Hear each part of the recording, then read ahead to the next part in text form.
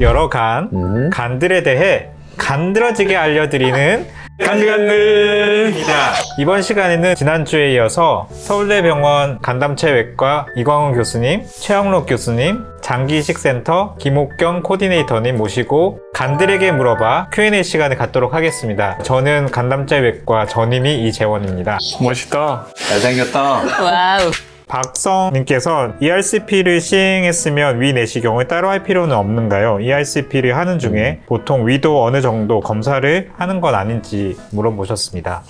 내시경 종류가 다르거든요. 위 내시경 같은 경우에는 직경이 조금 얇고요. 단관 내시경 같은 경우는 직경이 굵어가지고 단관 쪽으로 관을 넣을 수 있는 구조로 되어 있고요. 위 전체를 보기에는 최단도 내시경으로 보기에는 조금 제한점이 있습니다. 그래서 위 내시경과 최단관 내시경 목적이 다르기 때문에 다 볼 수가 없어서 따로따로 하는 게 맞을 것 같습니다. 간 이식 후에 식사 진행을 어떻게 해야 되는지에 대해서 많은 구독자님들께서 궁금해 하셨는데요.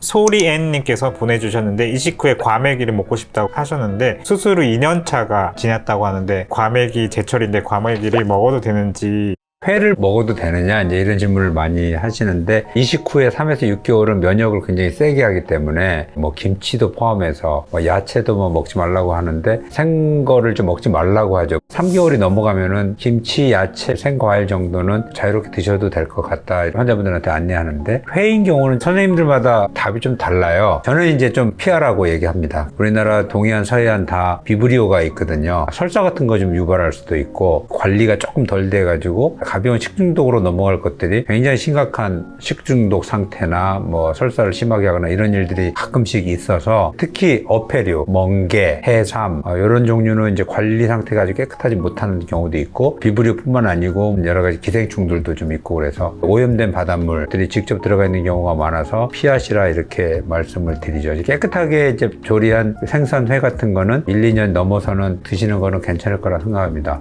과메기를 싸먹을 때 미역도 있고 뭐 여러 가지 있지 않습니까? 그런데 그런 아주 깨끗하게 잘 씻고 이렇게 한다 그러면은 먹을 수 있다고 생각합니다. 유생 상태가 확실하게 감별이 안 돼 있는 곳에서는 조금 조심하시는 게 좋고 2년 정도 지났으면 깨끗하게 잘 씻어서 먹는다면 먹을 수 있겠다. 그렇게 말씀드립니다. 저희가 병원별로 조사를 한번 했었거든요. A 병원 같은 경우에는 한 달 이후에는 자유롭게 먹어라. B 병원 같은 경우에는 석 달까지 기다려야 방침이 있더라고요. 서울대병원 같으면 한 3개월까지는 면역이 굉장히 세고 감염 위험도가 높기 때문에 조금 보수적으로 주의를 하라고 말씀드리고요. 회 같은 경우에 저는 3개월 이상 지난 다음에는 굉장히 깨끗하게 조리가 된다고 믿는 곳에서 드시라고 말씀을 드려요.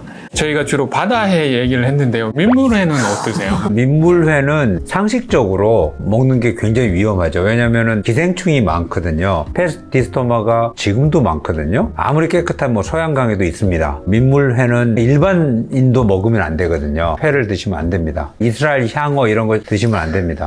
민물회를 또 좋아하셔가지고 민물회 먹고 기생충약을 같이 먹는 분들도 있거든요. 근데 이식받은 분들은 기생충약을 먹는다고 100% 구충이 되느냐? 안 그럴 수도 있기 때문에 조금 위험하거든요. 주의를 하시는 게 좋을 것 같습니다. 복딩님이 질문을 해주셨는데요. 간 절제술을 받은 지 한 달이 됐는데 장뇌삼을 먹어도 되는지. 간 절제와 간 이식 환자는 전혀 다릅니다. 간 이식 환자는 면역 억제를 복용하는 분들이고 간 절제 환자는 그렇지 않은 분들이거든요. 간 절제를 받았다고 하면은 간 기능 자체도 그렇게 나쁜 편은 아니라는 뜻이기 때문에 간 절제 환자들한테는 어떠한 음식에 제한을 두지 않습니다. 그러니까 회 드셔도 되고 뭐 다 드셔도 됩니다. 일반인하고 똑같다고 생각하면 되고 기증자도 마찬가지죠. 기증자는 더 건강하신 분들이기 때문에 어떤 제한도 없습니다. 술도 좀 먹어도 됩니다. 쉽게 말해서 기증자는.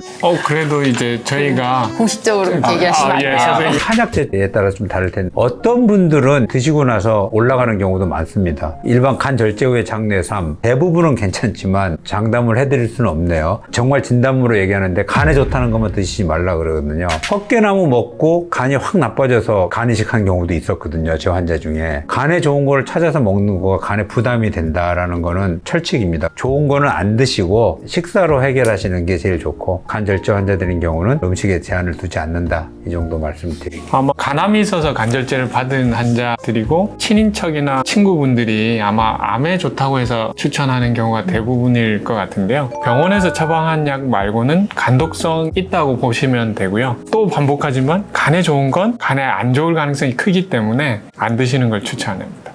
킴킴킴님이 혹시 그러면 기증자의 경우에 기증 후에 가벼운 일주일에 뭐 한두 번 정도 맥주 한두 캔 정도의 음주는 언제부터 가능한지 질문을 주셨는데요. 제가 이제 공유자 되게 많이 하고 외래에서 많이 뵙는데 공유자가 우리나라에서는 우측간을 공유하기 때문에 한 60%를 공유합니다. 40%, 35%가 남고 수술한 지 한 달이 되면은 용적 측면에서는 원래 크기의 거의 90%까지 커지고 약 한 10% 정도는 첫 3개월까지 이렇게 좀 조절이 되면서 커져요. 그러나 이제 기능적으로 완전히 안정화되는 거는 저희는 한 6개월 정도 기다려야지 정상으로 완전히 돌아온다 얘기를 합니다. 3개월 이후에 술 한 잔 마시는 건 조금 빠를 것 같고요. 한 6개월 넘어서는 이제 정상인처럼 드시면 되는데 공유자인 분들 중에 AST, ALT가 올라가 있는 경우는 살쪄서 그래요. 공유했으니까 좋은 거 많이 먹여가지고 살찐 경우, GGT가 올라가 있는 경우는 술 먹어서 그런 경우인데 술을 끊으셔야 됩니다. 본인은 술 잘 먹는다 생각할지 몰라도 체질적으로 술이 안 맞는 거예요. 간 수치에 영향을 주는 분들은 절대 금주하셔야 됩니다. 6개월 이후는 좀 드셔도 되는 게 일반적이나 외래에서 검사했을 때 간 기능이 깨끗하게 나오는 경우는 그 정도 술은 드셔도 된다 이렇게 말씀드리겠습니다. 저 같은 경우에는 바이러스성 간질환 말고 알코올성 간질환으로 나빠서 이제 부모님께 기증한 경우가 많잖아요. 알코올에 대한 감수성이 가족력이 있는 거거든요. 기증자가 사실은 한두 잔 먹다가 한 병이 되고 두 병이 되고 폭주하게 되니까 조심하라고 설명을 드립니다. 저희가 이제 그런 연구를 몇 개 했어요. 체질적인 부분이라는 거를 이제 과학적으로 유전자의 한 끗 차이로 술 먹어도 간이 깨끗한 사람이 있고 어떤 사람은 간 경화까지 막 진행되는 경우도 있고 그래서 가족인데 수혜자가 술 때문에 지방간 때문에 간 경화가 생겨서 이렇게 됐다라고 하면은 자녀분들은 비슷한 체질을 가질 확률이 상당히 높습니다. 이제 그런 분들은 상당히 주의를 요한다. 술은 안 드시는 게 좋을 거다 이런 말씀을 드립니다. 변복실님께서 이런 질문을 올려주셨습니다. 제 환자분이신데 아침 식사 시간이 8시 30분 또는 9시가 될 때가 많은데 2시간 후에 면역 억제제를 먹습니다. 꼭 2시간 후에 면역 억제제를 먹어야 되나요? 저녁에는 항상 10시에 먹습니다.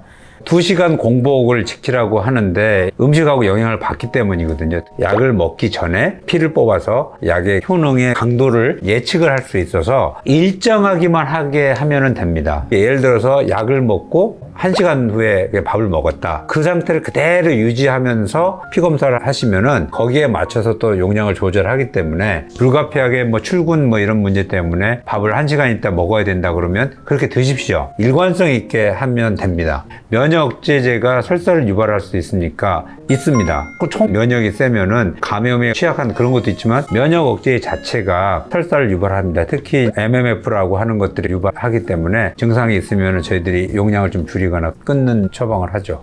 설티칸하고 라파민도 설사 장기능 장애를 일으킬 수 있죠.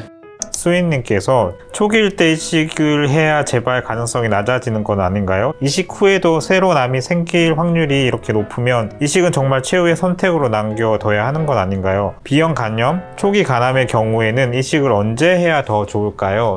두 가지가 다른 문제고요. 구분해서 말씀드리겠습니다. 저희가 간이식 할 때 조기 간암에서 이식을 할 수도 있고 진행성 간암에서 이식을 할 수도 있거든요. 아무래도 진행성 간암이 심한 상태이기 때문에 이식 후에도 재발 확률이 높습니다. 예전하고 다르게 지금은 조기 간암에서도 간이식이 좋은 치료책 중에 하나로 이제 추천이 되거든요. 간이식하고 나서의 재발률이 간절제 그리고 고주파 치료에 비해서 굉장히 낮거든요. 간세 포함의 간이식 후 재발 측면에서는 조기 간암일 때 하는 게 제일 우선되는 치료법으로 생각하셔도 됩니다. 간이식하고 나서 새로운 암이 생기는 건 다른 문제거든요. 그러니까 간세포암 말고 림프종이라든지 폐암, 우리나라 같은 위암, 간암이 많이 발생하는데 그런 새로운 암이 또 생길 수도 있습니다.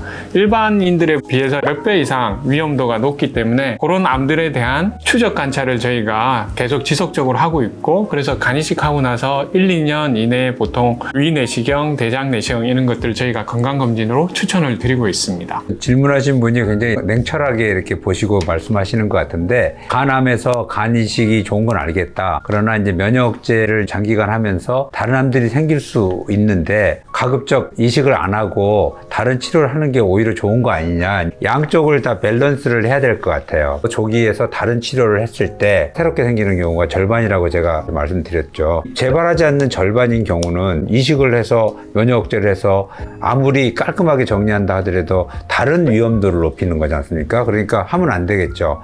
조기 간세포암에서 하는 게 진행성보다는 간암의 이식 직후에 재발을 줄이는 측면에서는 필요한데, 간 절제나 다른 치료를 했을 때 또 재발이 되고 나쁜 예후가 예측되는 상황에서는 이식을 우선적으로 권합니다. 비록 위암이나 폐암 같은 위험도가 약간 있다 하더라도요. 양쪽의 장점과 단점을 균형 있게 결정해서 하는 게 중요하다 생각합니다.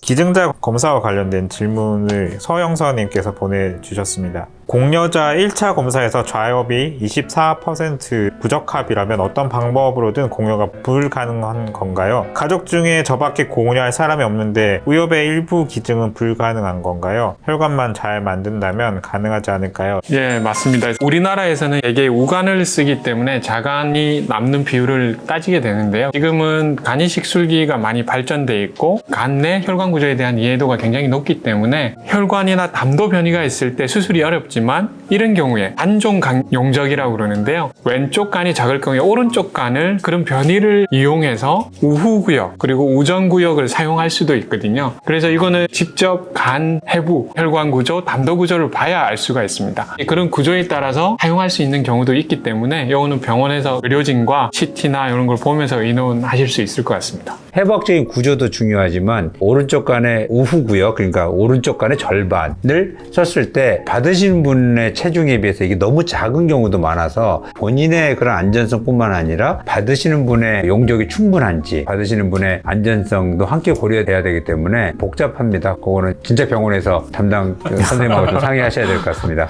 오늘은 좀 병원 안 가고도 이렇게 답변을 좀 드리고자 노력하고 있는데 결국은 또 병원 가라고 그러시네요. 정답은 가능할 수도 있다, 경우에 따라서 이렇게 말씀드립니다. 정두목님께서 보내주셨습니다. 요즘엔 이식 수술도 로봇으로 한다고 하는데요. 사실인가요? 거기에 대해서 알고 싶어요.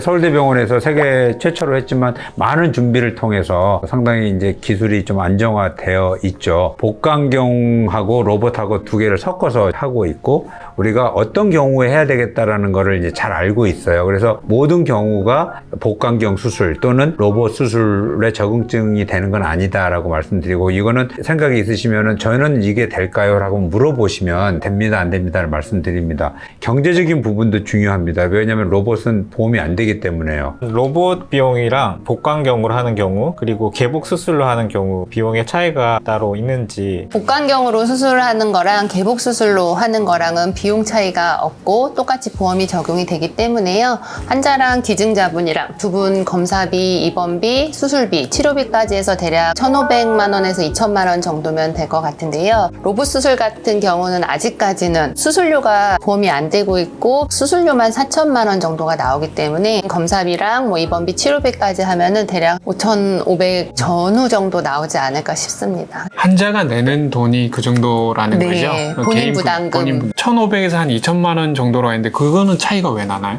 암 환자분 같은 경우는 중증 5%로 내시는 거고 그냥 일반 간경화로 이식을 하시는 분은 산정특례 10%이기 때문에 그런 부분에서 약간씩 차이가 나는 거고요. 또 환자 상태에 따라서 입원 기간이나 치료 기간이나 이런 게 조금씩 다를 수 있기 때문에요. 공여자가 검사하고 입원하고 수술하는 비용까지가 나중에 보험 적용을 받으면서 소급을 받게 되는데, 보험 적용을 받을 때 수혜자의 건강보험 자격으로 따라가서 같이 받게 돼요. 그래서 수혜자가 암 환자 중증 5%면 공여자도 중증 5%가 되는 거고, 수혜자가 산정특례 10%면은 공여자도 똑같이 산정특례 10%로 적용을 받게 되니까 차이도 약간은 있습니다. 의료보호 대상자들이 내시는 비용 정도는 병원에서 지원이 가능한지, 본인 부담금이 얼마 정도 되는지요? 의료급여 환자분들 같은 경우는 1종이냐 2종이냐에 따라서 내시는 부분이 많이 달라지는 거가 있고요. 의료급여 환자분들은 병원의 의료사회복지팀을 통해서 국가기관의 지원이라든지 병원 내 자체 후원기관이라든지 이런 곳을 통해서 지원을 많이 받으실 수가 있어요. 물론 환자분마다 많이 차이가 있어서 실제적으로 내시는